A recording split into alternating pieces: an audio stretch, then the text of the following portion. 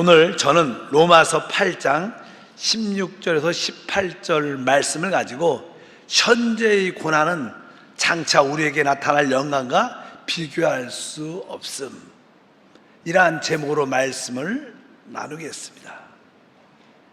우리 사람은 하나님 안에서 놀랍게 창조되었습니다. 그런데 사람은 뱀의 미혹을 받고 타락하죠. 사람이 타락한 이후에 이 땅에 사는 사람들의 운명은 무엇일까? 하나님을 떠난 타락한 인간의 운명은 저주 아래 사는 거라고 말씀드릴 수 있습니다. 사람이 타락한 이후에 하나님께서 그의 운명에 대해서 말씀을 하죠. 창세기 3장 18절에 땅이 내게 가시덤불과 엉겅퀴를 낼 것이다. 우리가 사는 이 땅에서 항상 우리 삶 가운데 가시가 있고 엉겅퀴가 있다는 것입니다. 그것은 한마디로 우리 삶 가운데 저주가 있다는 것입니다. 그래서 이 땅에 사는 모든 사람은 다 저주 아래 살고 있습니다. 그래서 우리에게 많은 고난과 어려움이 있습니다. 그러나 주 예수를 믿는 우리 모든 사람들은 예수님의 대속의 은혜로 모든 저주에서 해방되었습니다. 그래서 갈라디아 3장 13절에 말씀하죠. 그리스도께서 우리를 위하여 저주를 받은 바 되사 율법의 저주에서 우리를 속량하셨으니, 바로 우리는 모든 저주에서 그리스도의 대속으로 해방된 줄 믿습니다. 더 이상 우리는 저주 아래 사는 것이 아니라, 더 이상 율법 아래 사는 것이 아니라 하나님의 은혜 아래 사는 줄 믿습니다. 그래서 로마서 6장 14절에 말씀하죠. 죄가 너희를 주장하지 못하리니 이는 너희가 법 아래 있지 아니하고 은혜 아래에 있습니다. 바로 여기에서 말하는 법은 율법을 말하고, 율법은 저주 아래 있게 된다고 말씀하면서 우리는 저주 아래 있지 않고 오직 은혜 아래 산다고 말씀합니다. 바로 주 예수를 믿는 모든 사람들은 은혜 가운데 삽니다. 그럴지라도 예수를 믿든 믿지 않든 모든 사람은 고난이란 저주 가운데 있습니다. 그러면 저주 아래서 해방된 우리에게 다가오는 고난은 어떠한 의미가 있는가? 이것을 분명히 알아야 됩니다. 우리 그리스도인이 이 땅에서 겪는 고난은 어떠한 의미가 있을까요? 사실 우리가 겪는 고난의 의미를 알려면 하나님의 목적을 우리가 알아야 되죠. 우리가 이 땅에 사는 목적은 무엇일까? 바로 그것은 돈을 많이 벌기 위해서 사는 것은 아닙니다. 또 박사나 많은 학위를 갖고 사람들한테 인정받고 명예를 얻기 위한 것도 아닙니다. 사실 결혼하여 행복한 가정을 이루는 것도 아닙니다. 하나님이 우리를 이 땅에서 부르신 목적이 있습니다. 그것은 우리 베드로전서 5장 10절에 분명히 말씀합니다. 모든 은혜의 하나님 곧 그리스도 안에서 너희를 부르사 자기의 영원한 영광에 들어가게 하신 이가, 바로 은혜의 하나님께서 우리를 그리스도 안에서 부르신 목적이 바로 우리를 영원한 영광 안으로 인도하기 위한 것이다. 하나님이 우리를 이 땅에서 부르신 목적은 하나님의 영원한 영광에 동참하도록 우리를 부르신 줄 믿습니다. 그래서 우리는 이 땅에서 살아갈 때 바로 영광 가운데 오시는 주님이 우리의 목표가 돼야 된다는 거예요. 우리가 이 땅에서 왜 사냐? 영광 가운데 오시는 주님을 바라보기 위해서 우리가 이 땅에서 사는 줄 믿습니다.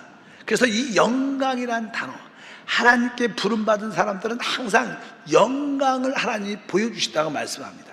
우리 믿음의 조상 첫 번째 아브라함에게 하나님이 나타날 때 이렇게 표현됩니다. 사도행전 7장 2절에 스데반이 이르되 여러분 부형들이여 들으소서. 우리 조상 아브라함이 하란에 있기 전 메소포타미아에 있을 때 영광의 하나님이 그에게 보여. 바로 하나님은 하란 이전에 있었던 메소포타미아에서 하나님께서 아브라함에 나타날 때 바로 영광의 하나님이 나타났다. 영광의 하나님을 보았기 때문에 그가 우상을 섬기는 세상에서 벗어날 수 있었습니다. 바로 여기보다 영광의 하나님 이렇게 말씀합니다. 또 우리가 영광이란 단어는 또 에베소서 1장 17절에도 기록되어 있습니다.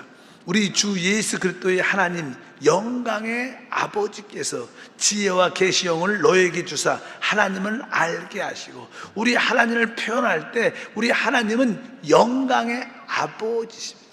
영광의 아버지. 그러니까 하나님 자체가 사실 영광이죠. 우리가 영광을 받다는 것은 하나님을 봤다는 뜻이고, 하나님을 봤다는 것은 하나님의 영광을 보았다는 그런 뜻을 갖고 있습니다.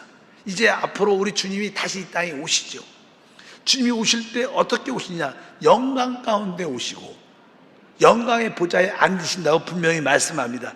마태복음 25장 31절에도 인자가 자기 영광으로 모든 천사와 함께 올 때 자기 영광의 보좌에 앉으리니, 바로 우리 주님이 다시 오실 때 자기의 영광으로 천사들과 함께 오되 바로 영광의 자리에 앉으실 것이라고 분명히 말씀합니다. 우리 주님은 지금 영광의 보좌에 앉아 계시는 줄 믿습니다. 그러면 이 영광이라는 게 무엇인가? 영광이라는 게 사실 영광이라는 것을 표현을 보게 되면 또 영광의 그 장면을 본 사람들은 대부분 이렇게 말씀합니다. 무엇인가 찬란하고 높고 귀하고 놀랍고 사람들로 하여금 찬탄을 자아내게 하는 영광스러운 느낌을 갖게 하는 것, 이렇게 말씀합니다. 우리 주님이 다시 오실 때 그러한 영광 가운데 오신다고 말씀을 합니다. 사실 주님이 다시 오실 때 그 영광을 보는 사람들은 진짜 찬탄하고 놀라면서 와, 진짜 놀랍다, 나도 그 영광에 참여하고 싶다, 이런 생각이 들 수 있습니다. 실제로 우리가 이 땅에 살면서 어느 때 여러분들이 영화로움을, 영광을 느낄까? 이 세상에서, 인간사에서요, 최고의 어떠한 영광을 누리는 자리가 제가 볼 때는 이 대통령 어떤 취임식 때 그 자신과 그 주변의 가족과 그와 함께 이루어냈던 사람들이 아닐까. 사실 요즘에는 대통령 시세가 별로 없어요. 옛날에는 대통령 시세가 높아갖고 아주 대통령이면 아주 놀랍고 아주 뛰어났고 존경하는 마음이 들었는데, 요즘에는 대통령 하면 많은 국민들이 머리를 설레설레 합니다. 별로 좋아하지 않아요. 그런데 진짜 옛날 같은 경우에 어떤 대통령이 당선되고 그 당선자가 어떤 취임식을 가질 때 마지막으로 그냥 국가를 위해서 헌신, 약속을 하죠. 내가 국민의 생명과 국민의 나라의 이 부유함을 위해서 충성을 다하겠다, 국민을, 백성을 섬기겠다, 이런 할 때 막 빰빠라도 쫙 퍼지고 막 사람들이 우와 하면서 막 풍선도 날아가고 그럴 때 그 본인뿐만 아니라 그와 함께 했던 많은 사람들, 가족들은 영화로움을 느끼는 어떤 전율과 뜨거움이 있을 거예요. 물론 영광을 그렇게도 표현할 수 있죠. 어차피 주님은 영광 가운데 계시고 그 영광 가운데 우리를 부르신 줄 믿습니다. 그래서 여러분들 영광이란 그런 의미를 가져야 되고, 그래서 이 베드로 같은 경우에는요, 베드로 전서 후서를 쭉 보니까 영광이란 단어를 어떤 서신서보다 많이 썼어요. 영광, 영광, 영광, 영광. 제가 오늘 아침에 찾아보니까 17번을 썼더라고. 내가 찾아보니까 17번 이상 영광이라는 단어를 썼어요. 이 베드로는 이 주님의 영광을 본 자입니다. 알다시피 이 마태복음의 9장, 마가복음 9장 같은 데 보면 예수님이 그냥 변화산에 그냥 베드로, 요한, 야고보를 데리고 올라갔는데 한순간에 그분이 아주 이 세상에서 그렇게 시기할 수 없는 영광의 빛이 나는 하얀 빛으로 나는 모습으로 변형이 되신 거예요. 그래서 그냥 베드로가 놀랐어요. 이럴 수가. 그래서 너무나 정신이 없어서 이곳에 초막을 셋을 칠 때 막 그런 가운데 헛소리를 하니까 하늘에서 소리가 나서 이는 내 사랑하는 아들이다, 이렇게 하나님의 음성을 듣게 되고, 예수님이 변형된 그 변화된 그 영광의 모습을 바라보면서 앞으로 오실 주님이 그렇게 올 거다, 이것을 우리 주님이 보여주신 거예요. 그래서 그는 그 장면이 직접 산에서 봤기 때문에 그 장면이 생생합니다. 그래서 베드로 전후서를 쓸 때 바로 그 장면을 기억을 하고 다시 한번 그 말씀을 기억하는 거예요. 우리 베드로 후서 1장 16절 17절에 보면 베드로가 쓰면서 그 장면, 아까 마가복음 9장, 마태복음 7장에 있는 그 장면에 대한 것을 연상하면서 쓴 거예요. 그러니까 우리 주 예수 그리스도의 능력과 강림하심을 너에게 알게 한 것이 교묘히 만든 이야기를 따른 것이 아니요, 우리는 그의 크신 위엄을 어떻게 해요? 친히 본 자라. 직접 봤다는 거예요. 그리고 나서 17절에 지극히 큰 영광 중에 이러한 소리가 그에게 나기를 이는 내 사랑하는 아들이요 내 기뻐하는 자라 하실 때 그가 하나님 아버지께 존귀와 영광을 받으셨느니라. 바로 이 베드로는 그 변화산에서 영광 가운데 나타나신 주님을 봤다는 거예요. 그것을 친히 봤고 그 영광 가운데 있으신 하나님을 보면서 다시 한번 주님이 그런 영광 가운데 오실 것이고 우리를 그 영광 안으로 부르실 것이고 누리게 할 것이다. 이러한 믿음이 있었기 때문에 영광에 대한 말씀을 많이 했습니다. 그래서 성경을 보게 되면 우리에게 가장 큰 인간의 손실은 무엇일까? 인간에게 가장 큰 손실은 하나님을 잃어버리는 거예요. 하나님 자체는 영광인데 그 영광에 참여하는 것이 가장 큰 손실이다. 그래서 로마서 3장 23절에 말하죠. 모든 사람이 죄를 범하였으며 하나님의 영광에 이르지 못하더니. 우리 같았으면 모든 사람이 죄를 범하였으며 다 지옥에 가니 이렇게 썼을 거예요. 아니면 다른 말로 모든 사람이 죄를 범하였으니 천국에 가지 못하나니 이렇게 썼는데 여기 뭐라고 썼어요? 모든 사람이 죄를 범하였으며 하나님의 영광에 이르지 못한다. 하나님의 영광에 참여하지 못하는 자가 가장 불쌍하다는 거예요. 그것이 우리에게 가장 큰 손실인 줄 믿습니다. 바로 그것은 하나님을 보지 못하는 겁니다. 지옥이 어떤 곳입니까? 지옥은 하나님과 영원히 단절된 곳입니다. 다시는 하나님을 만날 수 없는 곳. 그렇기 때문에 그것이 고통밖에 없는 거예요. 분명히 여러분들이 아시기 주님을 축복합니다. 하나님의 영광에 참여하지 못하는 것이 가장 큰 손실이다.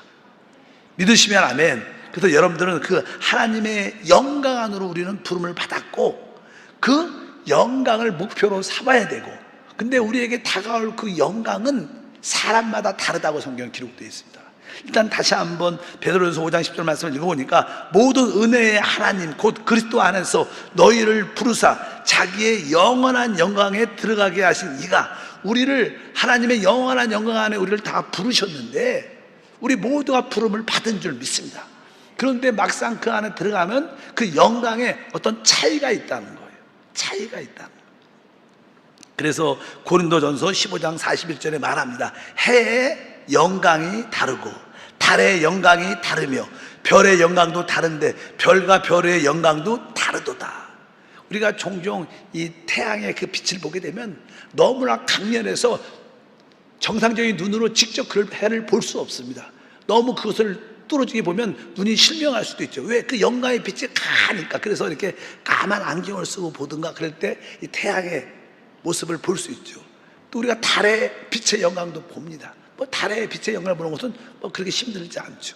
그러나 어떤 별들은 반짝반짝하는 별이 있고 별이 아주 약하게 비치는 별도 있고 어떤 별은 진짜로 반짝하다가 꺼지는 것처럼 느끼는 별도 많습니다. 이 해의 영광, 달의 영광, 별들의 영광도 다양한 것처럼 이제 우리가 하나님 영광 안에 들어가지만 그 영광 안에 들어갈 때도 사람마다 다 어떤 레벨적인 차이가 있다는 거예요. 어떤 사람은 이게 해의 영광에 참여하는 사람이 있고, 어떤 사람은 달의 영광에 참여하고, 어떤 사람은 별의 영광에 참여하고, 어떤 사람은 거의 영광이 있는 듯 많은 듯 하는 사람도 있지 모르겠습니다. 어쩐지 우리가 주님을 섬길 때 하나님은 이 영광에 참여하는 축복을 주실 줄 믿습니다. 그래서 여러분들이 그것을 분명히 알고 하나님 주시는 그 영광을 사모해야 됩니다. 우리가 이 땅에서 주 예수를 믿고 구원은 받았죠. 다 구원 받았습니다. 그리고 우리가 열심히 오늘도 예배하면서 주를 섬기는 목적은 바로 하나님의 그 영광에 참여하기 위한 것입니다. 그래서 우리가 수고하는 모든 것은 다 그 영광으로 하나님이 갚아주신다고 말씀합니다. 그래서 고린도전서 15장 58절에 말씀합니다. 그러므로 내 사랑하는 형제들아 견실하며 흔들리지 말고 항상 주의 일에 더욱 힘쓰는 자들이 되라. 이는 너희의 수고가 주 안에서 헛되지 않는 줄 알미라. 여러분들이 예배와 봉사와 또 11조 감사 구제 성교 많은 전도 많은 일을 행할 때 일한 모든 것이 헛되지 않는다는 것입니다. 여러분의 주 안에서 하는 수고가 다 헛되지 않고 하나님이 다 영광으로 갚아주실 줄 믿습니다. 그래서 우리는 믿음의 방향이 장차 나타날 영광이기 때문에 이 땅에서 영광을 구하지 말고 앞으로 장차 나타날 영광을 위해서 달려가는 것이 우리의 진정한 목표인 줄 믿습니다. 여러분의 목표가 어디 있습니까? 이 세상에 영광이 있으면 안 된다는 거예요. 장차 나타날 영광이 나의 목표인 것도 분명히 깨닫기를 바랍니다. 보통 사람들은 이 땅에서 고등학교를 다니고 또 이제 대학을 가고 또 직업대학에서 교육을 받고 열심히 노력해서 직장이나 사업장에 들어가서 자기의 모든 인생을 살아가요. 그래서 뭐 중학교, 고등학교, 대학이란 그러한 시간을 노력해서 그것과 자기의 직장과 사업과 어쩌면 바꾸는 거죠. 그러나 그 직장과 사업은 일시적이고 다 헛되고 다 사라질 것입니다. 그러나 참된 우리 그리스도의 생활은 우리가 구원받은 이후에 주님께 모든 것을 헌신해서 그것을 가지고 다음 시대에 주님의 영광을 확실히 바꾸는 거예요. 이것은 손해보지 않는 겁니다. 이것은 영원한 축복이라는 거예요. 여러분들이 분명히 아셔야 됩니다. 이 세상의 영광을 구하지 말고 장차 나타날 그 영광에 여러분의 목표를 가지고 달려가야 될 줄 믿습니다. 이것이 진정한 예수 믿는 이유, 목적입니다. 그렇지 않으면 여러분들은 다 속고 헛된 것에 빠지는 것입니다. 너무나 사단이 우리를 미혹했기 때문에 세상 사람들이 이 세상에서 잘되고 인정받으려고 합니다. 우리는 이 땅에서 인정받고 잘되는 것을 원하는 것이 아닌 것을 분명히 알아야 됩니다. 무엇보다도 이제 우리는 주님이 영광 가운데 우리를 부르셨는데 이 영광에 들어가기 위해서 우리는 어떠한 생활을 해야 되는가, 이것을 알아야 되죠. 기본적으로 이 영광은 하나님의 생명 안에 있습니다. 우리는 주 예수를 믿을 때 그 그리스도의 생명, 영생을 우리 안에 영접합니다. 그래서 그 우리 안에, 영 안에 감추어진 이 생명은 감추어져 있죠. 보이지 않습니다. 그래서 감추어진 생명이다, 이렇게 말씀해요. 우리가 골로새서 3장 3절과 4절에 보면 이는 너희가 죽었고 너희의 생명이 그리스도와 함께 하나님 안에 감추어져 있다. 우리 안에 하나님 안에 그 생명이 감추어져 있는데 4절에 우리 생명이신 그리스도께서 나타나실 그때 너희도 그와 함께 영광 중에 나타나리라. 우리가 주 예수를 믿을 때 그 하나님의 생명이 우리 안에 감추어져 있습니다. 이 생명이 우리 눈에 보이지 않지만 이것이 이제 성장하면서 어느 순간에 주님이 다시 오실 때 이 생명이 영광 가운데 나타날 것이다. 이 생명이 영적으로 성장하면 나중에 이 어떠한 모든 생명체는 꽃을 피죠.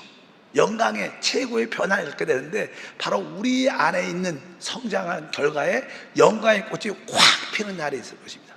여기 꽃들도 여기 있잖아요. 이 꽃이 이렇게 자라 뿌리를 내리고 자라고 줄기 내고 잎을 내고 결국은 무엇입니까? 이 꽃이 피면서 씨를 갖고 영광에 참여하는 것이 바로 여러분 심령 안에 있는 그 하나님의 생명이 그 여러분을 영광으로 변화시킬 줄 믿습니다. 그래서 우리는 이 땅에서 우리의 생명, 영생의 생명은 감추어져 있습니다. 눈에 잘 안 보이죠. 그러나 실제로 우리 안에 그것이 역사할 줄 믿습니다. 그래서 우리는 감추어진 시대에 살고 있어요. 우리의 능력과 영광이 잘 보이지 않을 때가 많습니다. 그러나 그것을 낭망하지 말고 언젠가 그 영광의 생명이 축복 가운데, 능력 가운데, 부여 가운데 나타나는 것을 믿으시기를 바랍니다. 그러면 우리는 이 땅에서 왜 고난을 받는가? 오늘 말씀을 합니다. 로마서 8장 18절에 생각건대 현재의 고난은 장차 우리에게 나타날 영광과 비교할 수 없도다. 여기 보니까 현재의 고난은, 따라할까요? 현재의 고난은, 우리 크리스찬들이 이 땅에서 살 때 우리에게는 현재가 고난의 시간이라는 거예요. 이 고난이 앞으로 영광으로 변화되는데, 사실 알다시피 이 땅에서도 무엇인가를 잘 자라려면 땅도 비옥하고 물도 주고 잘 갖고 와야 됩니다. 그래야지 잘 자랄 수 있어요. 토지가 좋아야 되죠. 마찬가지로 우리 안에 그 영광으로 우리가 성숙하려면 우리는 고난이란 땅에서 우리는 자라게 되어 있어요. 믿으시면 아멘. 뭐 사람들은 고난하면 싫어하지만 고난이라는 것은 모든 타락한 인간에게 운명이기 때문에 어떤 누구도 다 고난이 있어요. 이것은 거부할 수 있는 게 아닙니다. 다만 우리는 그 고난이란 땅에서 우리는 더 성장하게 돼요.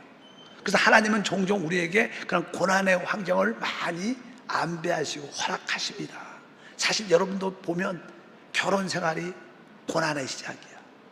또 자녀를 낳는데 또 고난의 시작이야. 아니면 공부하는 대학생, 직장에 들어가는데 그것도 어떻게 보면 축복되지만 또 고난의 시작이 되는 거야. 또 교회 생활도 어떻게 보면 은혜의 시간이 구원의 시간 같은데 또 많은 사람과 부딪히면서 고난의 시간이다. 왜냐하면 이 고난을 통해서 우리는 성장하게 되어 있습니다. 이것이 하나님의 뜻인 걸 분명히 아시고, 고난을 통해서 이제 앞으로 장차 나타날 영광이 되는구나. 그래서 여러분들이 이 고난에 대한 담대함을 갖길 주임으로 축복합니다. 그래서 현재의 고난은 이렇게 말하는 거예요. 장차 나타날 영광에 비교할 수 없다. 그래서 여러분들이 고난을 두려워하지 말고 고난을 감사함으로 기뻐하는 우리 모두가 되길 주임으로 축복합니다. 그래서 베드로 이 전서 후서에 보면 영광이란 단어가 많이 기록되어 있지만 또 한편으로 고난이란 단어도 같이 기록되어 있어요. 내가 고난받는 것은 앞으로 나타날 영광에 참여하기 위한 것이다, 이런 말씀이 있어요. 우리 베드로전서 5장 1절에 말하죠. 너희 중 장로들에게 권하노니 나와 나는 함께 장로된 자여 그리스도의 고난의 증인이요 나타날 영광에 참여할 자니라. 베드로는 확실하게 말하죠. 나는 그리스도의 고난의 증인이다. 그도 그리스도를 위하여 고난 가운데 살았다는 거예요. 근데 그것은 앞으로 나타날 영광에 참여하기 위한 영광의 증인이 된 줄 믿습니다. 우리 교회 사역자들, 우리 특별히 장로님들, 또 지역장들, 각 기관과 부서장들은 어떻게 보면 바로 이렇게 베드로처럼 바로 그 그리스도의 증인으로서 고난에 참여하는 자들입니다. 교회 안에는 이 재직들이 세워집니다. 우리도 다음 주에 안수 집사님들이 세워지고 또 권사님들이 이렇게 새롭게 세워지는데, 이것은 다른 것이 아니라 내가 그리스도의 고난에 참여한다. 그 의미는 현재에게는 고난이지만 앞으로는 장차 나타날 영광에 참여한다는 그런 뜻이 되는 줄 믿습니다. 여러분들이 좋은 일꾼으로 세워지기를 축복합니다. 그래서 이제 우리는 이러한 분명한 목표를 가지고 우리는 이 땅에서 생활을 해야 돼요. 내가 왜 사는가? 장차 나타날 영광이 나의 목표구나. 그것이 나의 종착점이구나. 내가 이것을 향해서 달려가길 원합니다. 이러한 생활을 갖는 사람들은 제대로 주님을 믿는 거예요. 제대로 이 땅의 삶을 사는 것입니다. 우리는 이 땅에서 영광을 구하는 게 아닙니다.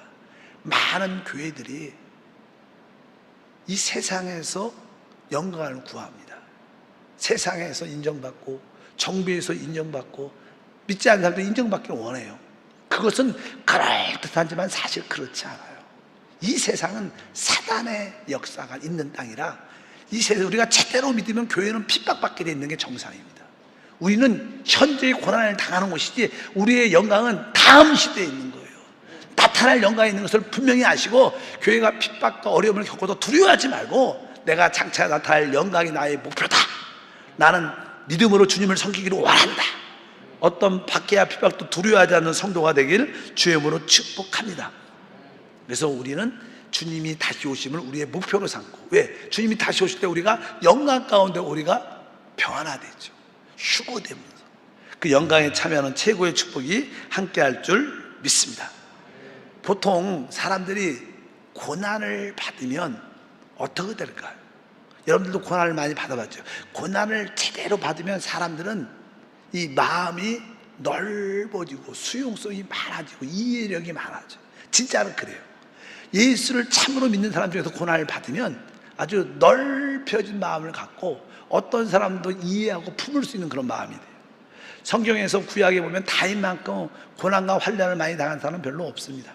다윗은 시편에 이렇게 고백하죠. 4편 1절에 보니까 내 의의 하나님이여 내가 부를 때 응답하소서 곤란 중에 나를 너그럽게 하셨사오니, 이렇게 곤란 중에 나를 너그럽게 하셨사오니, 곤란이라는 것은 그가 고난 가운데 있을 때 바로 이 다윗이 하나님 안에서 점점점 너그럽게 되면 넓어진 사람, 모든 사람을 이해하고 품을 수 있는 사람이 됐다는 거예요. 고난받은 증거는 거기에 있어요. 어떤 상황 가운데서 그 사람을 이해하고 품을 수 있고 진짜 원망과 불평을 하지 않고 모든 것에 감사할 수 있는 사람, 그런 사람들은 이미 고난을 통과하는 것이고 그분에게는 앞으로 나타날 영광이 준비되어 있는 줄 믿습니다. 사도 바울 같은 경우에도 하나님의 최고의 종이었죠. 강력하게 하나님 나라 복음을 전하는데도 환경적인 핍박과 반대와 환난이 너무나 많았어요. 우리가 이론적으로는 그가 하나님의 종이고 참된 복음을 전하니까 그가 가는 길마다 길이 착착착 열려야 되는데, 형통해야 되는데, 반대로 점점점 어려워지고 심해 사형선고를 받았다고 말씀합니다. 고린도후서 1장 8절과 9절에 말하죠. 형제들아, 우리가 아시아에서 당하는 환난을 너희가 모르기를 원하지 아니하노니 심해 겹도록 심한 고난을 당하여 살 소망까지 끊어지고 우리는 우리 자신이 사형 선고를 받은 줄 알았으니 이는 우리로 자기를 의지하지 말고 오직 죽은 자를 다시 살리신 하나님만을 의지하게 하셔야죠. 바로 하나님의 생명의 복음을 전하는데도 길이 열리는 게 아니라 반대와 핍박이 그렇게 많았습니다. 왜? 사도 바울조차도 그 고난을 통하여 영적으로 성장시키시고 결국 그가 하나님만 의지함으로 그 영광에 참여하는 축복을 받기 위한 하나님의 섭리인 거예요. 그러니까 여러분들의 길이 잘 안 열려도 그렇게 두려워하지 말고 이것은 영광에 참여하기 위한 하나님의 뜻이구나. 또 사도 바울은요, 또 환경적인 핍박도 있었지만 자기 몸에는 연약한 질병의 가시가 있었어요. 그러니까 이 질병의 가시 때문에 어느 때는 크게 활동도 많이 못했어요. 그래서 하나님께 기도합니다. 하나님, 나에게 이렇게 질병의 가시가 있는데 이것을 좀 제거해 주십시오. 그렇게 간절히 하나님께 3번이나 기도했는데 하나님이 이걸 제거해 주지 않고 내 은혜가 내게 족하다. 이는 네가 이렇게 약할 때 곧 강함이다. 네가 이렇게 연약함을 갖고 있기 때문에 너는 나를 더 붙잡게 되고 더 기도하게 되고 바로 그 결과 네가 가장 강함을 느끼는 거다. 여러분, 우리가 건강할 때, 축복할 때 우리는 강하지 않습니다. 우리가 질병 가운데 어려움 가운데 있을 때 사실 그때가 우리가 최고의 강해요. 왜? 그때 주님을 최고로 많이 붙잡기 때문에. 우리의 축복은 주님을 붙잡는 거예요. 우리는 고난 가운데 있을 때 주님을 찾습니다. 이것이 우리의 모습인 것을 깨닫기를 바랍니다. 우리가 그냥 방송국에 새롭게 하소가 있어요. 새롭게 하소서. 새롭게 하소서를 종종 이렇게 들어보면 제가 이 바이올린 음악 소리를 좋아해서 바이올린 간증자를 들어봤어요. 한 2분의 바이올린 세계적으로 유명한 진짜 믿음도 있고 이 2분을 간증을 들어봤는데 거기서 2가지를 하나 느꼈어요. 진짜 하나님께 쓰임받는 한 사람은 날 때부터 맹인이에요. 볼지를 못해요. 태어날 때부터. 오직 듣는 거로 모든 거예요. 그래서 날 때부터 맹인이었기 때문에 본다는 사실 자체를 몰라.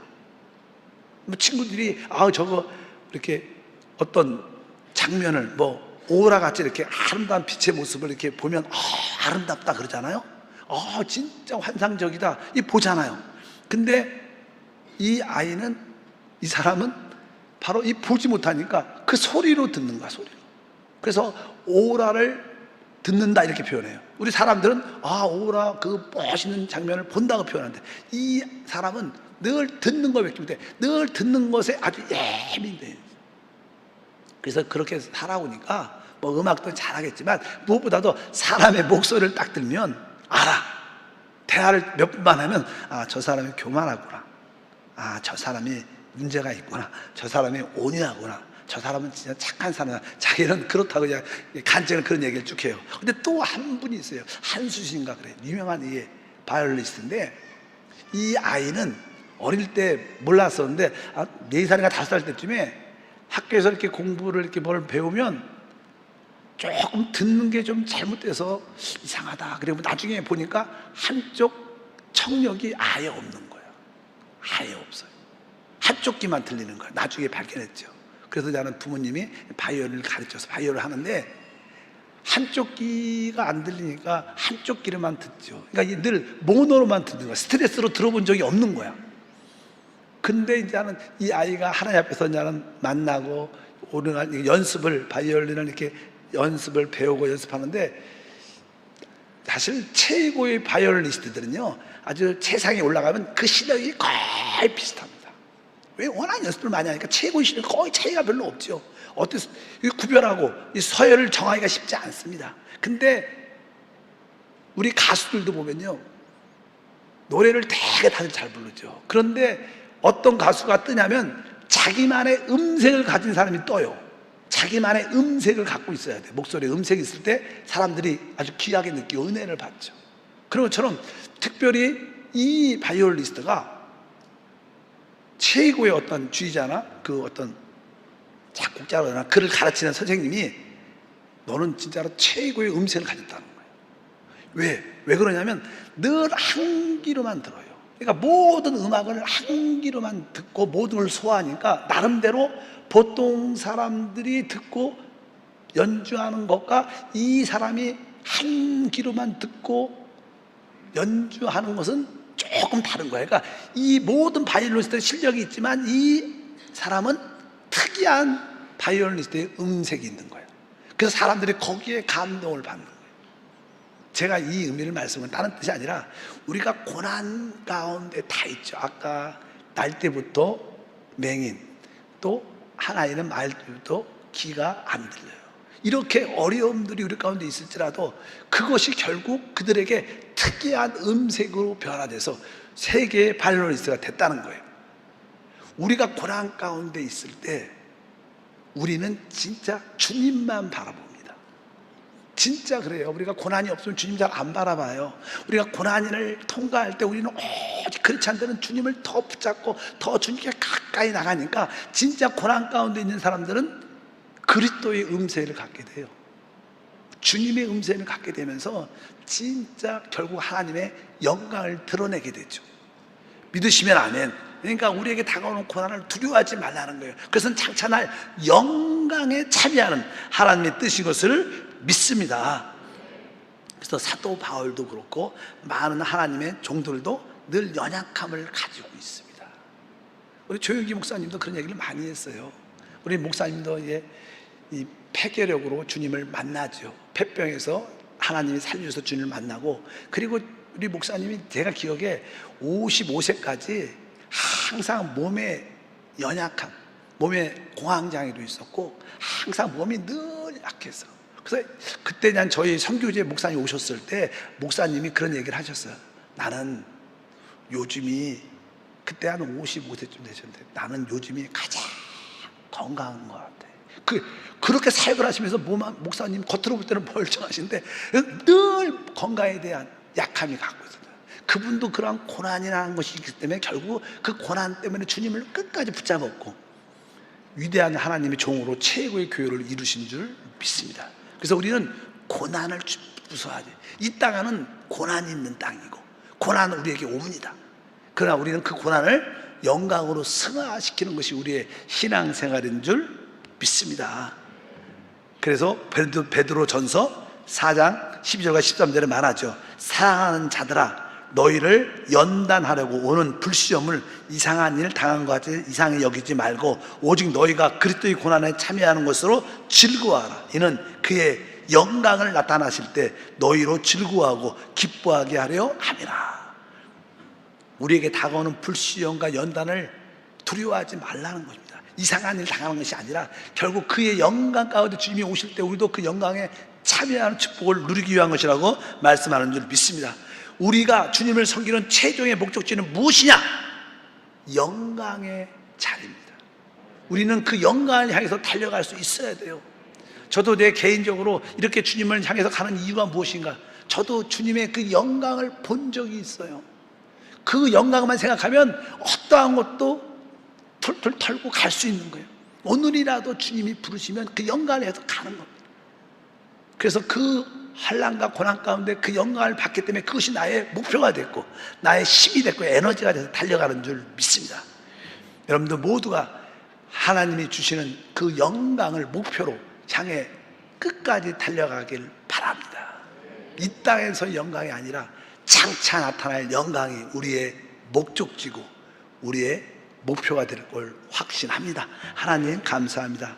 다시 한번 우리 모든 한세 성도들이 그 하나님의 영광을 보게 하시고 그 영광에 이끌려 그 영광을 향하여 달려갈 수 있도록 세상 것을 털어버릴 수 있도록 은혜를 더하여 주옵소서. 주 예수 이름으로 기도합나이다. 아멘.